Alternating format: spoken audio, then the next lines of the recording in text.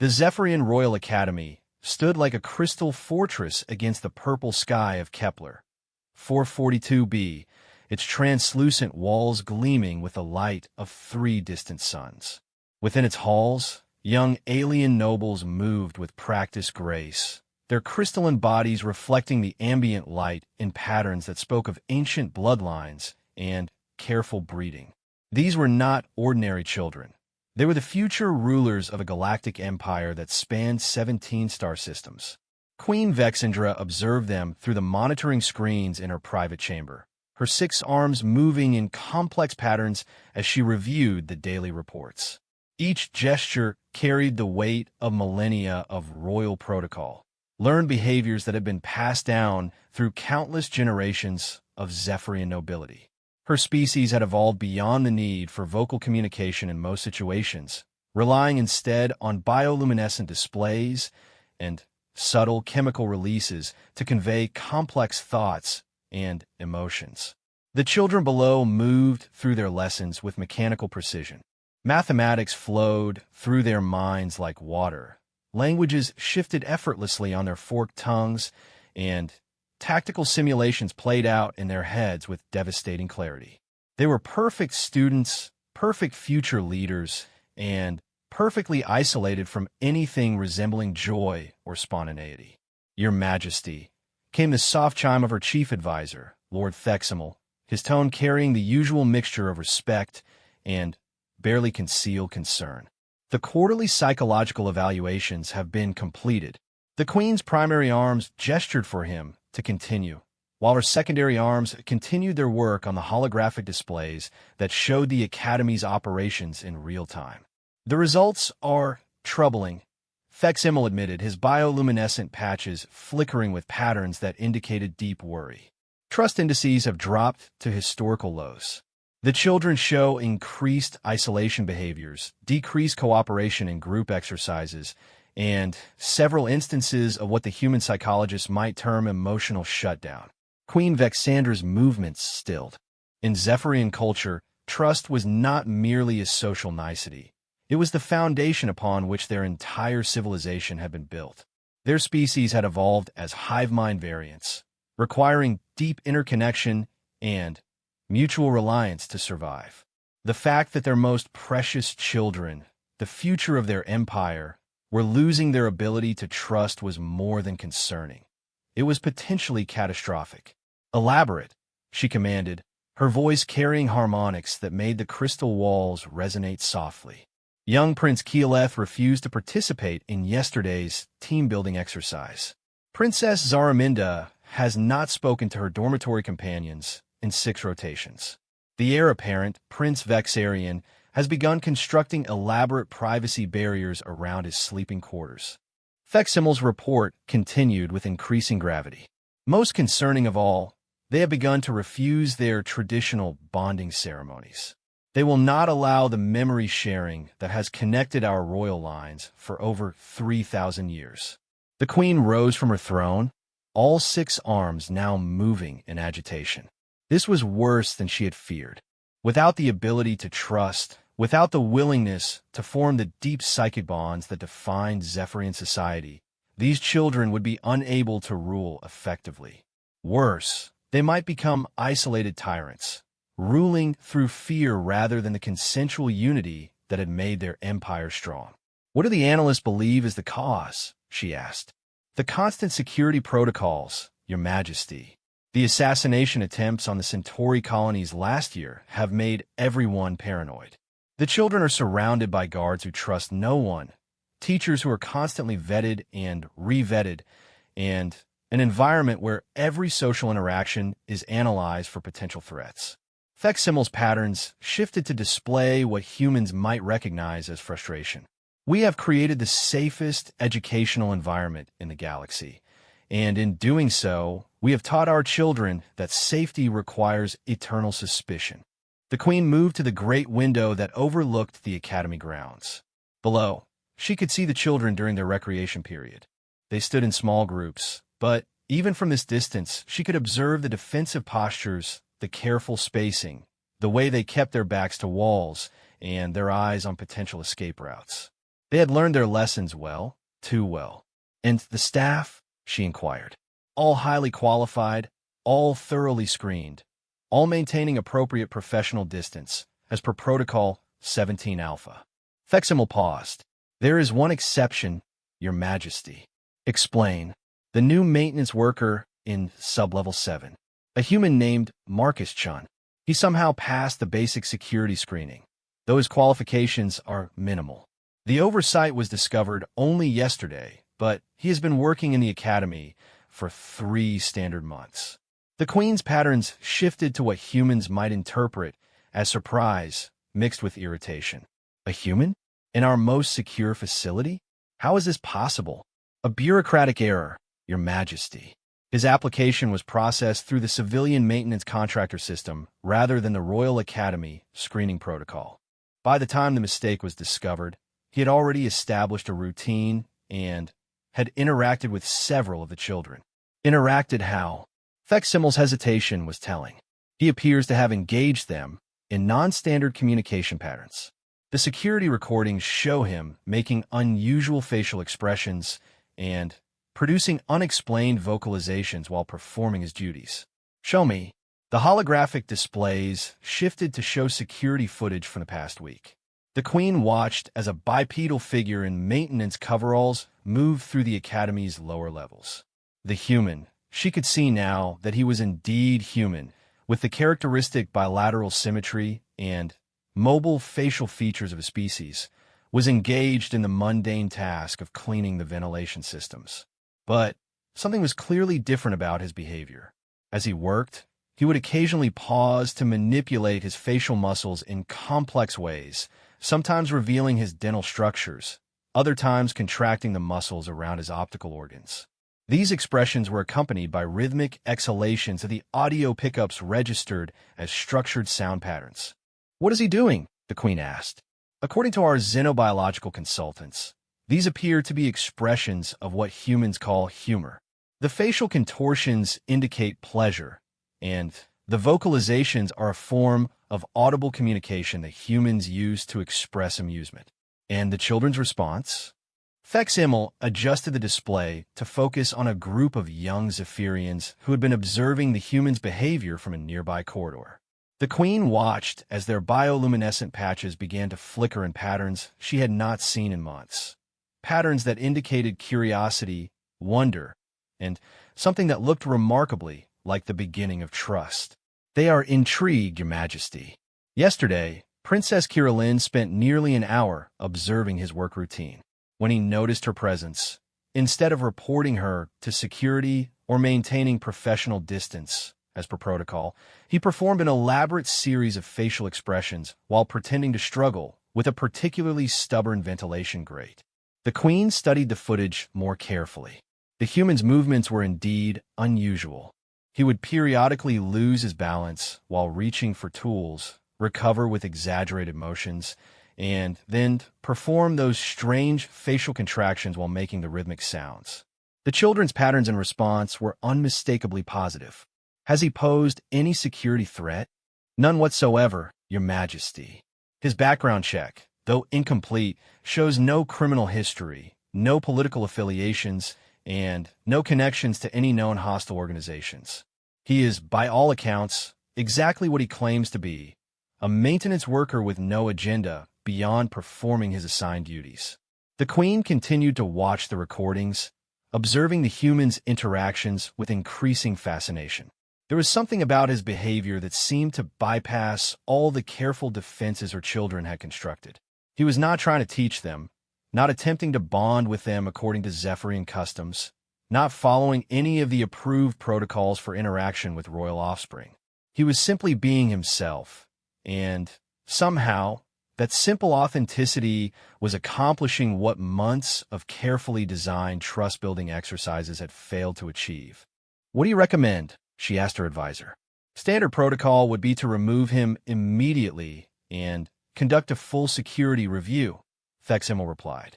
"However, given the positive response from the children and our current crisis regarding their psychological development, I would suggest a more nuanced approach, which would be increased monitoring, but allow him to continue his duties. Let's observe how this develops. If this human's presence can somehow restore our children's ability to trust, the potential benefits may outweigh the security risks. The Queen considered this carefully. Every instinct developed over millennia of careful royal protocol told her to remove this unknown element immediately. But those same protocols had failed to protect her children from the psychological isolation that now threatened their future effectiveness as leaders. Very well, she decided, but I want continuous monitoring.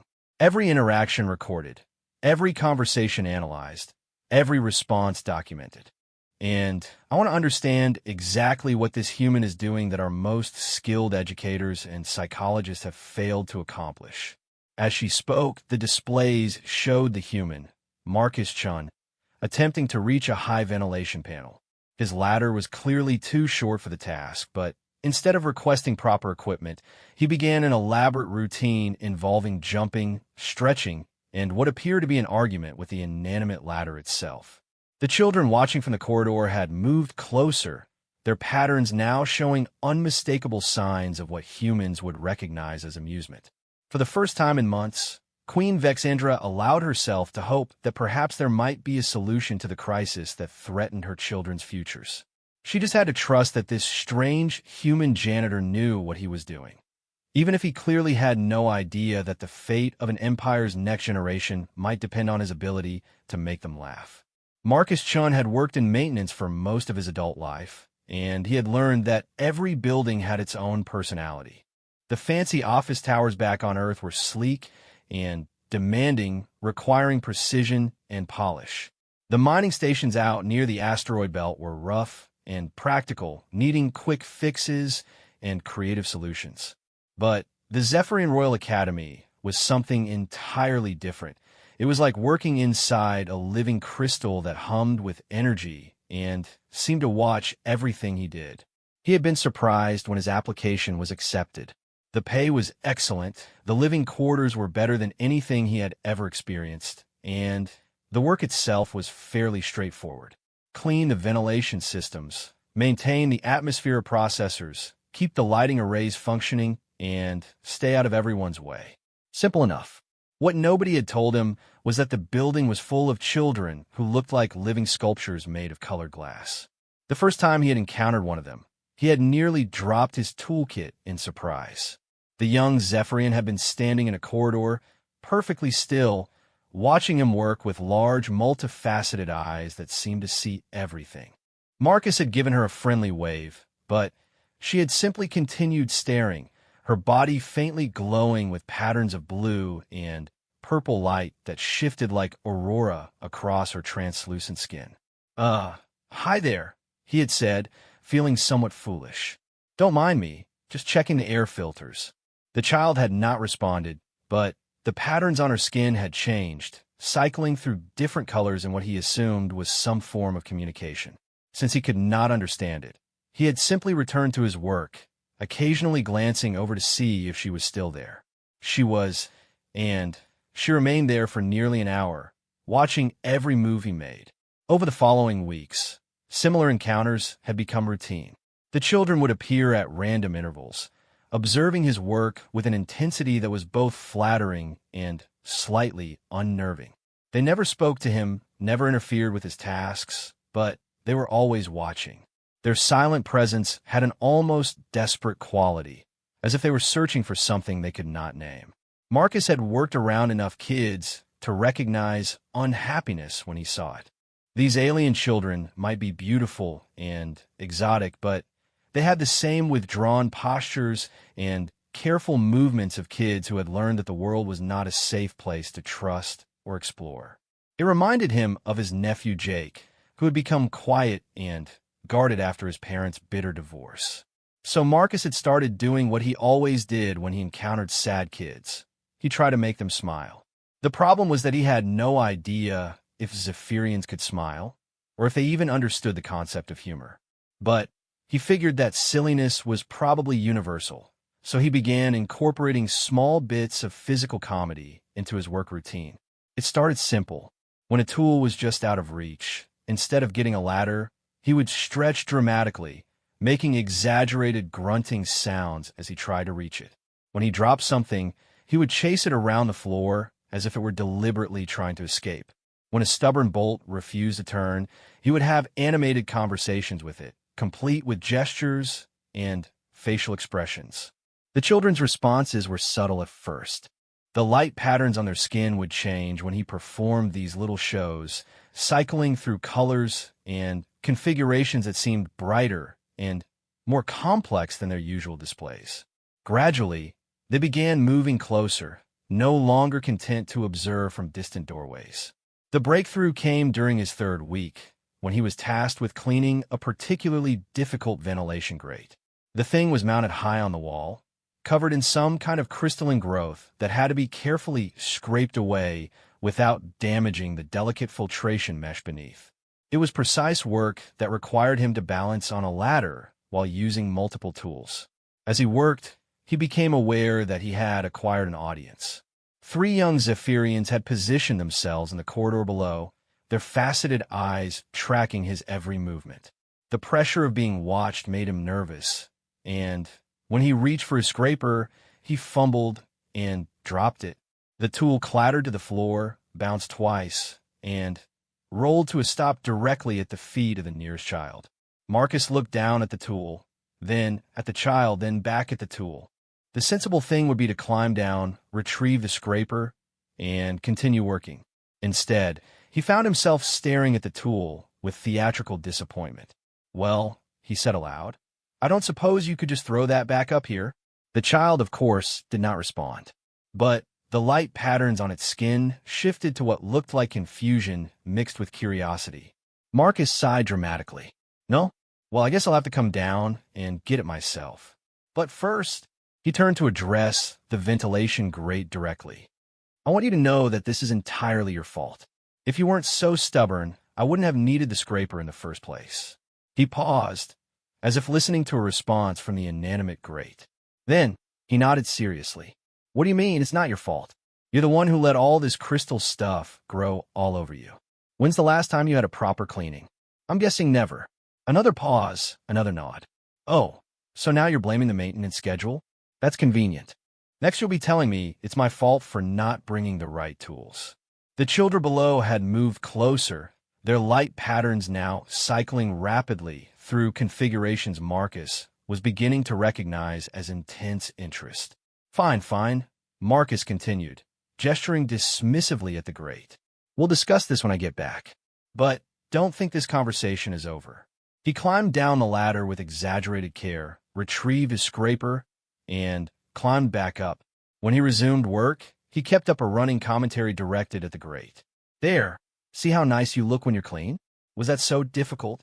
All that complaining, and you're actually enjoying this, aren't you?" To his amazement, when he glanced down again, he saw that the children's light patterns had changed to something that looked remarkably like the visual equivalent of laughter.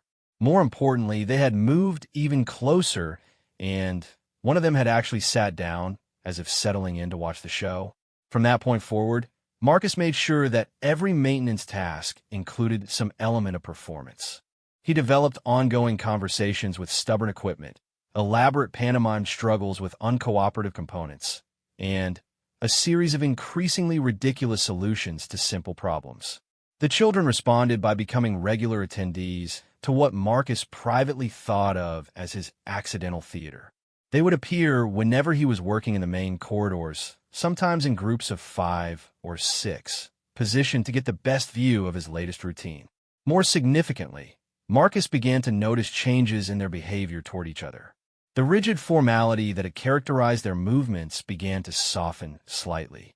They would occasionally cluster together to watch him work, standing closer than they had before, and their light patterns seemed to synchronize in ways that suggested they were sharing the experience of amusement. It was during his 4th week that he overheard his first actual conversation between the children. He had been performing an elaborate routine involving a maintenance panel that kept sliding shut whenever he tried to work on it. The bit involved him treating the panel like a mischievous child, complete with stern lectures and mock negotiations. As he worked, he heard soft sound from behind him, Not the usual silence, but actual vocalizations. When he turned around, he saw two of the young Zephyrians engaged in what was unmistakably a whispered conversation, their light patterns flickering in rapid, synchronized bursts. They noticed his attention and immediately fell silent, but Marcus could see something in their posture that had not been there before. They looked relaxed, almost playful. "Don't mind me," Marcus said with a grin. "I was just having a discussion with this panel about proper workplace etiquette. Apparently, it thinks it's funny to close every time I need to access the circuits inside." He turned back to his work, but kept his ears open. After a few minutes, the whispered conversation resumed, and this time he caught fragments of meaning. They were not speaking in their native language, but in the standard galactic trade tongue that Marcus understood. "Does he always talk to the machines? Saw him yesterday arguing with a light fixture. Think he knows we're watching?" Marcus hid his smile and continued his performance, but something warm and satisfying settled in his chest. For the first time since he had started working here, the children sounded like actual children, curious, amused, and engaged with the world around them. He had no idea that his simple attempts to brighten their day were being carefully monitored by the highest levels of Zephyrian government, or that the future of an interstellar empire might depend on his ability to continue making them laugh. He just knew that these kids seemed sad and isolated, and that he might be able to help them remember how to enjoy themselves. As he finished his work and gathered his tools, he could hear the children continuing their conversation, their voices growing more animated and their light patterns becoming more complex and synchronized. Whatever had been wrong with them when he first arrived, it seemed to be getting better. And that was enough for Marcus Chun, maintenance worker and accidental healer of alien children who had forgotten how to trust the world around them. Princess Zaraminda had not laughed in over a year. She could pinpoint the exact moment when laughter had left her life. It was during the emergency evacuation drill when the security chief had explained, in detail, all the ways that enemies of the Empire might try to harm the royal children. The list had been long, creative, and terrifying, covering everything from poison in the food to nanobots in the air to shape-shifting assassins disguised as trusted servants. After that briefing, every friendly face had become a potential threat, every unexpected sound a possible attack, every moment of vulnerability and opportunity for someone to exploit her trust. The world had become a place where vigilance was survival, and joy was a luxury that could get you killed. She had stopped participating in group activities, stopped forming friendships with her classmates, stopped allowing herself to feel anything but careful, constant alertness. Her tutors praised her improved focus and discipline. Her security detail noted approvingly that she had become much easier to protect. Everyone seemed pleased with her transformation from a spontaneous, trusting child into a cautious, isolated young adult. Everyone except Zaraminda herself, who felt as though she were living inside a crystal shell that protected her from everything, including life itself. Then came the human. At first, she observed him with the same suspicious attention she gave to all new personnel. Security protocols required her to identify potential threats, analyze behavioral patterns, and report anything unusual. The human, Marcus, according to his name badge, was certainly unusual, but not in any way that suggested danger. He was clumsy, for one thing. Real assassins were graceful and controlled. Marcus dropped things, bumped into equipment, and occasionally got his foot tangled in his own cleaning supplies. He also talked to inanimate objects as if they were sentient beings capable of holding conversations. Most peculiar of all, he seemed completely unaware that he was being watched by the most important children in the galaxy. Zaraminda found herself returning to observe him day after day, drawn by a combination of curiosity and something she could not quite identify. His behavior was so far outside any threat profile she had been taught to recognize that her mind struggled to categorize him. He was not trying to gain her trust or manipulate her emotions or gather intelligence about royal operations. He was just cleaning things and talking to himself. The turning point came during what she would later remember as the incident with the stubborn ladder. Marcus had been tasked with replacing a burnt-out lighting element in one of the upper corridor fixtures. The replacement required him to position his ladder precisely, climb to the proper height, remove the old element, and install the new one. It should have been a straightforward 15-minute job. Instead, it turned into a 40-minute comedy of errors that left Zaraminda struggling to maintain the stoic composure that had become her trademark. The ladder, an old but functional piece of equipment, seemed determined to thwart Marcus at every turn. Every time he positioned it and began to climb, it would shift slightly, forcing him to climb down and reposition it. After the third repositioning, Marcus stopped and addressed the ladder directly. "Okay, what's your problem?" he asked, hands on his hips in a gesture of mock frustration. "Are you afraid of heights? Because I have to tell you, that's a pretty significant limitation for a ladder." He paused, as if listening to a response, then nodded sympathetically. "Oh, I see. You're not afraid of heights. You're afraid of me. Well, that hurts. I thought we had built up some trust over the past few weeks. I've been careful with you, haven't I? I always fold you properly, store you in a dry place, keep your joints well-oiled." Another pause, another nod. "What do you mean? What about that time I left you outside in the rain?" "That was one time, and it was an emergency. The atmospheric processor in Section 7 was making that weird noise, remember? I had to get there quickly." Zaraminda found herself leaning forward, drawn into the conversation despite herself. Marcus's expressions were so animated, his gestures so expressive, that it was almost possible to believe the latter was actually responding. Fine, fine," Marcus continued. "I understand you're still upset about the rain incident. How about this? I'll make it up to you. After we finish this job, I'll give you a complete maintenance check. New bolts, fresh lubricant, maybe even a coat of polish. Would that make you feel better?" He positioned the ladder again, climbed up 2 rungs, and immediately had to climb back down as it shifted. "Really?" Marcus said, staring at the ladder in disbelief. "You're going to hold out for the deluxe treatment? Okay, fine. Deluxe maintenance it is. But I'm drawing the line at decorative accessories. You're a working ladder, not a fashion statement." This time, when he climbed, the ladder remained stable. Marcus performed an elaborate bow toward his equipment before proceeding with the light replacement. "Thank you," he said formally. "I appreciate your cooperation, and I want you to know that your demands were entirely reasonable." A little communication goes a long way in any relationship. As he worked, he kept up a running commentary about the lighting element, the fixture housing, and the general state of maintenance in that section of the building. But what captivated Zaraminda was not the content of his monologue, but the emotional texture of it. Marcus spoke to the inanimate objects around him with the same patience, humor, and genuine care that she remembered from her early childhood, before security briefings had taught her to suspect everyone's motives. When he finished the job and began to pack his equipment, something inside Zaraminda made a decision that bypassed all her carefully constructed defenses. "The ladder wasn't really talking to you," she said, stepping out of the alcove where she had been hidden. Marcus looked up from his toolbox, showing no surprise at her sudden appearance.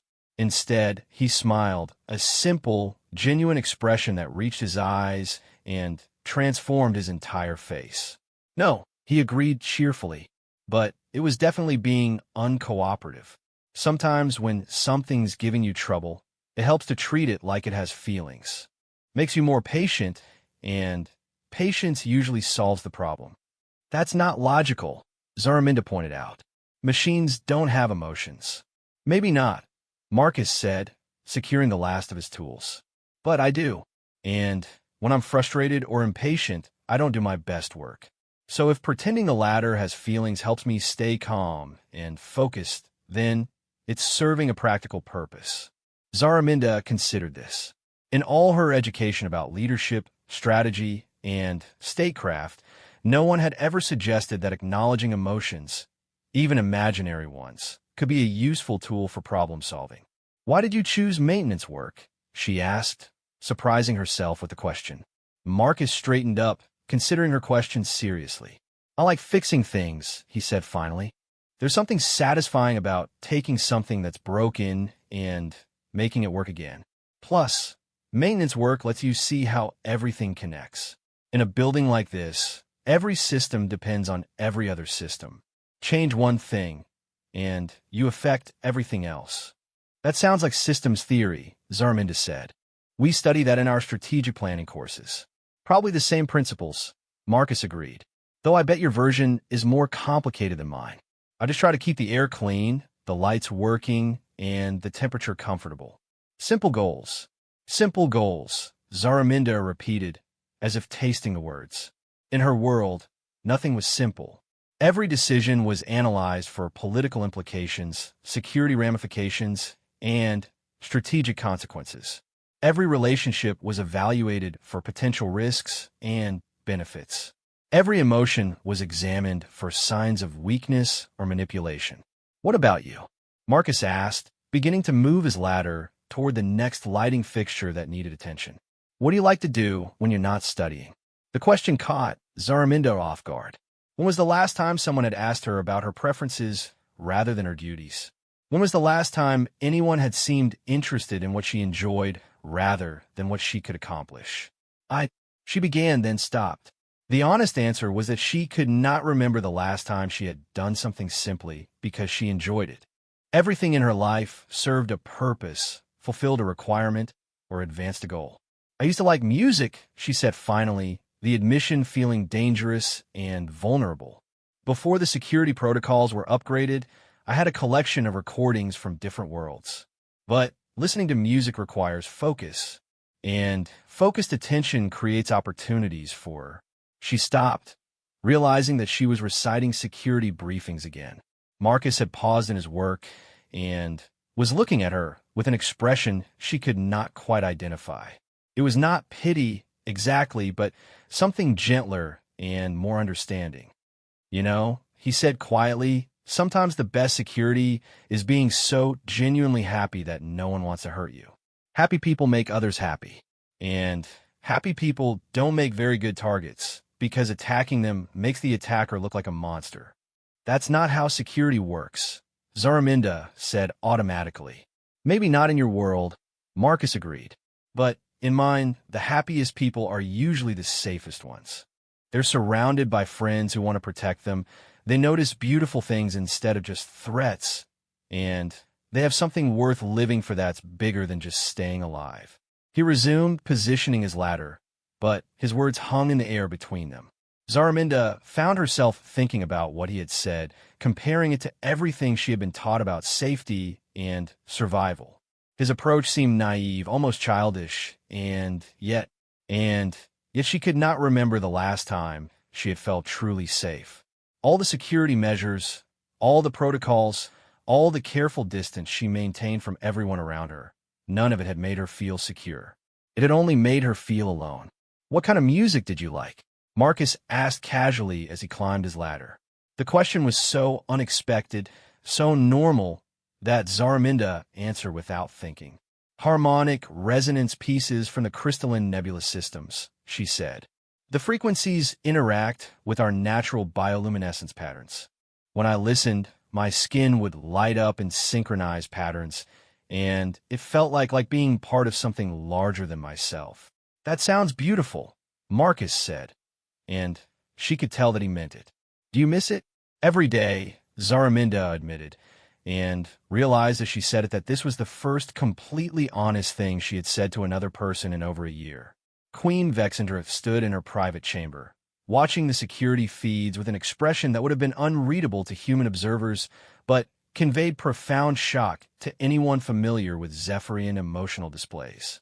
Her youngest daughter, Princess Zaraminda, was engaged in what could only be described as a casual conversation with a human maintenance worker, and, more impossibly still, she appeared to be enjoying herself. For the past hour, the queen had watched her daughter's bioluminescent pattern cycle through configurations she had not seen since before the security upgrades began. The rigid, controlled displays that had become Zaraminda's default had given way to something organic, spontaneous, and unmistakably genuine. The child was not just talking. She was remembering how to be happy. Your Majesty, came the voice of her advisor, Lord Theximel. We have compiled the analysis you requested. Proceed, the queen commanded, though her attention remained fixed on the displays showing her daughter's interaction with the human. The subject, Marcus Chun, appears to be employing what human psychologists term therapeutic humor combined with active listening techniques and something called unconditional positive regard. However, our analysis suggests he is not formally trained in any psychological discipline. His methods appear to be entirely intuitive. Explain these terms, the queen requested, watching as Marcus demonstrated something that involved deliberate clumsiness with his cleaning supplies, causing Zaraminda's patterns to brighten with what was clearly amusement. Therapeutic humor involves the use of comedy to reduce anxiety, build rapport, and create a safe emotional environment. Active listening means paying full attention to what another person says without judgment or agenda. Unconditional positive regard refers to accepting someone completely without trying to change or improve them. The queen considered this, and these are established human therapeutic techniques? Yes, Your Majesty, though typically employed by trained professionals in formal therapeutic settings. What makes the human's approach unusual is that he appears to be applying these techniques unconsciously as part of his natural interaction style, while performing completely unrelated work duties. On the screen, Marcus had begun narrating a conversation with a maintenance panel that refused to open properly. Zaraminda was not just watching. She was participating, offering suggestions and observations that Marcus incorporated into his performance with seamless grace. The interaction had the quality of collaborative play, something the queen had not seen her daughter engage in for over a year. What is their assessment of the security risk? The queen asked. Minimal to non-existent, Your Majesty. Background checks have been completed to the highest levels. Marcus Chun is exactly what he claims to be, a maintenance worker with no political affiliations, no criminal background, and no connections to any potentially hostile organizations. His employment history shows consistent, competent work in similar positions across multiple civilian facilities. Then, why was he not properly screened initially? Lord Feximmel's patterns shifted to display what humans might recognize as embarrassment. Administrative error, Your Majesty. His application was processed through the general civilian contractor system rather than the Royal Security Screening Protocol. By the time the mistake was discovered, he had already been working here for several weeks. And in those weeks, no one noticed anything unusual about his behavior. His work performance has been exemplary, Your Majesty. He maintains all systems ahead of schedule, responds promptly to repair requests, and has identified several potential maintenance issues before they became critical problems. His interactions with staff have been minimal and professional. The only unusual aspect of his behavior is his tendency toward theatrical problem-solving. The queen watched as Marcus and her daughter worked together to diagnose a supposedly malfunctioning environmental control unit. Marcus would test various settings while maintaining a running commentary about the unit's personality quirks, while Zaraminda observed the readouts and offered feedback. The technical problem was solved efficiently, but the process had been transformed into something resembling a game. As he attempted to gather intelligence about royal operations, security procedures, or classified information? No, Your Majesty. Monitoring of his communications shows no attempts to contact outside parties, no unusual interest in secure areas, and no efforts to engage palace staff in conversations about sensitive topics. His personal quarters contain no surveillance equipment, no unauthorized communication devices, and no material suggesting any agenda beyond performing his assigned duties. What about the other children? Princess Zaraminda's transformation has not gone unnoticed by her peers. Yesterday, Prince Keyleth was observed positioning himself to watch Marcus's work routine. This morning, Princess Kiralyn asked her security detail if she could accidentally encounter the human during his scheduled maintenance rounds. The queen's attention sharpened. If the positive effects were spreading to other children, the implications could be enormous, but so could the risks if something went wrong. Your Majesty, Feximmel continued, there is another factor to consider. Our xenopsychology consultants have reviewed the recordings and believe they understand why the human's approach is proving so effective. elaborate. Human social bonding patterns evolved very differently from our own. Zephyrian trust building relies on psychic connection, shared emotional resonance, and gradual revelation of inner states.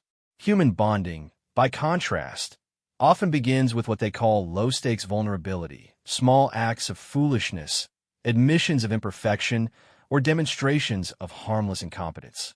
The Queen watched as Marcus struggled to untangle a cleaning cable that had somehow wrapped itself around his ankle. Instead of simply unwrapping it, he performed an elaborate dance to free himself, complete with dramatic gestures and self-deprecating commentary. Zaraminda's patterns showed clear delight at the performance. The theory, Theximel continued, is that by making himself appear slightly ridiculous, the human demonstrates that he is not a threat. Competent, dangerous individuals do not typically engage in public displays of minor incompetence. By allowing the children to see him struggle with simple tasks, he signals that he is safe to approach and safe to trust. But his work performance indicates that he is highly competent. Precisely, Your Majesty. He is competent enough to solve complex technical problems, but humble enough to admit when he drops a tool or bumps his head on a low-hanging fixture. This combination appears to trigger protective and affiliative responses in the children. They feel superior to him in some ways, which makes them less defensive, but they also respect his expertise, which makes them willing to learn from him. The Queen observed this dynamic in real time as Marcus explained to Zaraminda how atmospheric recycling systems worked. His explanations were clear and accurate, but he punctuated them with stories about mistakes he had made in previous jobs, equipment that had outsmarted him, and problems that had taught him important lessons through embarrassing failures. Zaraminda was absorbing the technical information, but more importantly, she was learning that competence and vulnerability could coexist. The children have been taught that showing weakness invites exploitation. The Queen murmured, understanding beginning to form in her mind. But this human shows them that admitting imperfection can actually create connection. Exactly, Your Majesty. In human social contexts, controlled vulnerability builds trust because it demonstrates authenticity. The children sense that Marcus is not performing a role or maintaining a facade. He is simply being himself, flaws and all, which gives them permission to do the same. On the screen, Zaraminda had begun helping Marcus organize his tools, chatting about her music collection and asking questions about his work on other worlds. The rigid, defensive postures that had characterized her behavior for months had been replaced by relaxed, natural movements. She looked, the Queen realized, like a normal child engaging in a normal conversation with a friendly adult. What do you recommend? The Queen asked. Continued observation, Your Majesty. If the positive effects continue and spread to the other children, we may have found an unexpected solution to our crisis. However, we should be prepared to intervene immediately if any security concern arise. And if the other children respond as positively as Zaraminda has, Lord Theximmel's patterns shifted to display what humans might interpret as cautious optimism.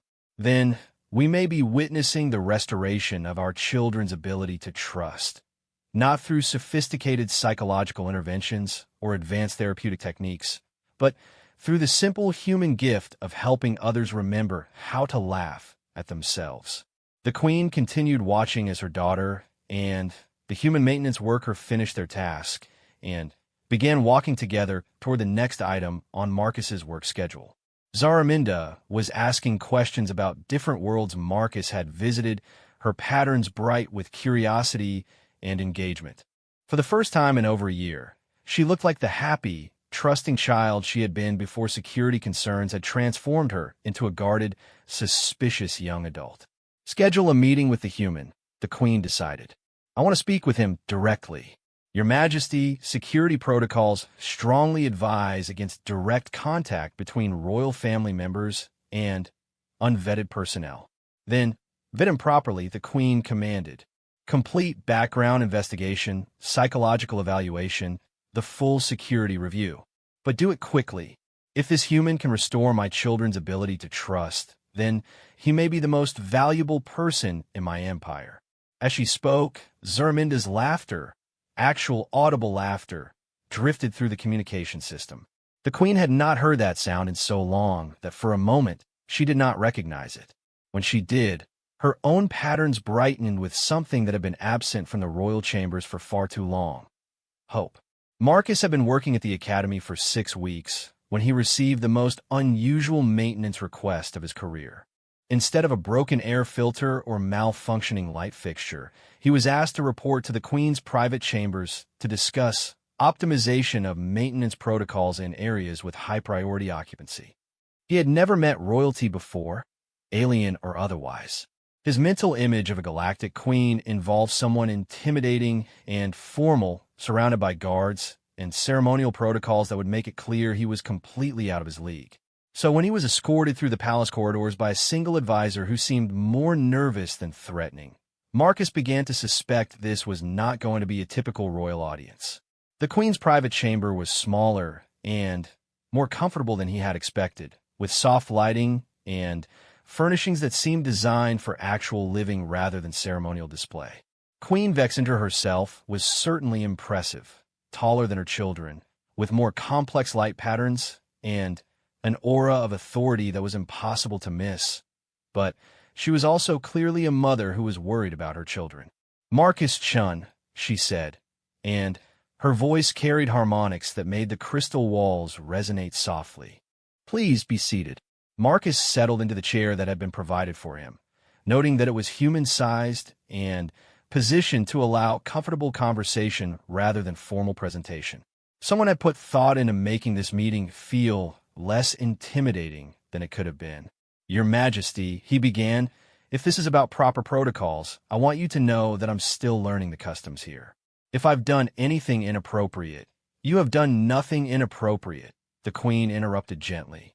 "In fact, you have accomplished something that our most skilled educators and therapists have been unable to achieve." Marcus blinked in confusion. "I'm sorry, Your Majesty, but I think there might be some mistake. I'm just a maintenance worker. I clean air ducts and fix broken equipment." And in the process, the Queen said, "You have helped my children remember how to trust." She activated a holographic display that showed security footage from the past several weeks.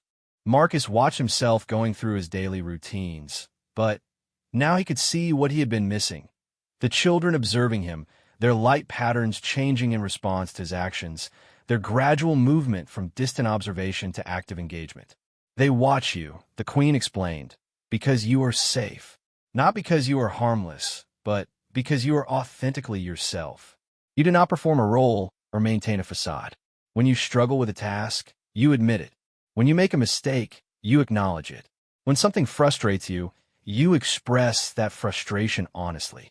Marcus studied the footage, seeing his own behavior through new eyes. "I didn't realize they were paying that much attention." For children who have been taught that everyone around them might be a potential threat, your behavior represents something they had almost forgotten existed: genuine, uncomplicated human interaction without hidden agendas. The display shifted to show more recent footage of Zaraminda, helping him with routine maintenance tasks, their conversation ranging from technical subjects to personal stories about their respective worlds. Marcus was startled to see how relaxed and animated the young princess appeared. "She hasn't spoken that freely with anyone in over a year," the Queen said softly. "The security protocols necessary to protect our children have inadvertently taught them that trust is dangerous and vulnerability is weakness. You have shown them that it is possible to be competent and vulnerable simultaneously, professional and playful, reliable and spontaneous." "Your Majesty," Marcus said carefully, "I'm honored that you think I've helped, but I'm not sure I understand what you're asking of me." "I am asking you to continue being yourself," the Queen replied. "My children need to learn that the world contains people they can trust.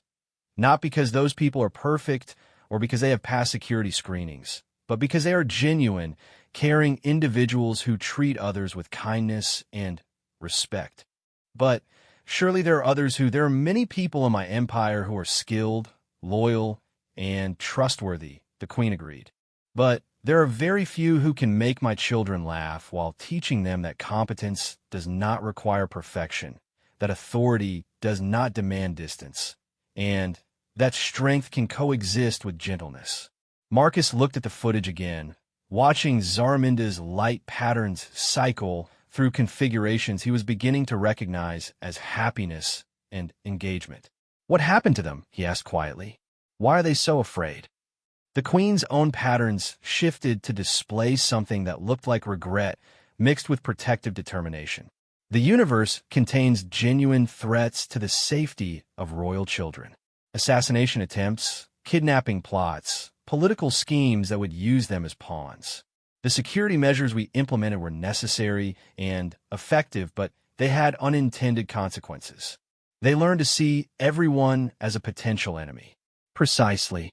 And in doing so, they lost the ability to form the connections that will be essential when they assume leadership responsibilities. A ruler who cannot trust cannot inspire loyalty. A leader who cannot form genuine relationships cannot build the alliances necessary to govern effectively. Marcus absorbed this, thinking about the implications. "And you think I can help them learn to trust again?" "I think you already have," the Queen said. Zaraminda's transformation has been noticed by her siblings and classmates. They are beginning to seek opportunities to observe your work, hoping to understand what has made her so much happier. If you are willing to continue your current approach, treating them as individuals rather than royalty, engaging with them naturally rather than formally, the effects could spread to all of them. What does that mean, practically speaking? It means that your maintenance duties will be expanded to include the common areas where the children study and socialize. It means that when they approach you with questions or conversation, you should respond as you would to any curious young person. It means continuing to be the kind of person who talks to stubborn ladders and argues with uncooperative equipment. Marcus smiled at that. "I can definitely continue being myself, Your Majesty. That's probably the easiest job requirement anyone's ever given me." "There is one more thing," the Queen added. "The children have begun asking questions about you. Where you come from, what other worlds you have visited, what life is like for humans outside the royal court. Would you be willing to share those stories with them?" "Of course," Marcus replied without hesitation. "Though I should warn you, most of my stories involve things going wrong in amusing ways." "Those may be exactly the stories they need to hear," the Queen said.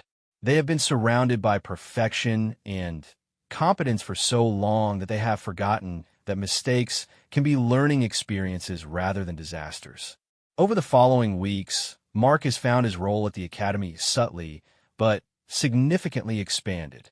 His maintenance schedule was adjusted to ensure he worked in areas where the children gathered, and his duties were extended to include systems that required ongoing monitoring rather than one-time repairs. This gave him legitimate reasons to be present in their social spaces on a regular basis. The children responded by gradually becoming more open and interactive.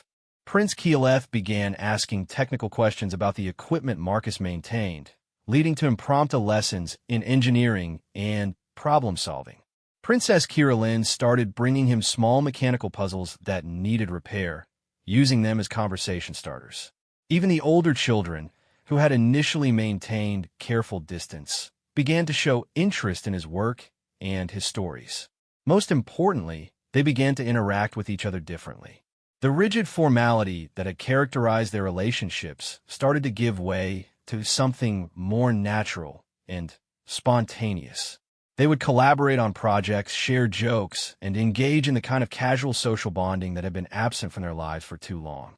Marcus discovered that being a therapeutic presence for alien children was not fundamentally different from any other aspect of maintenance work.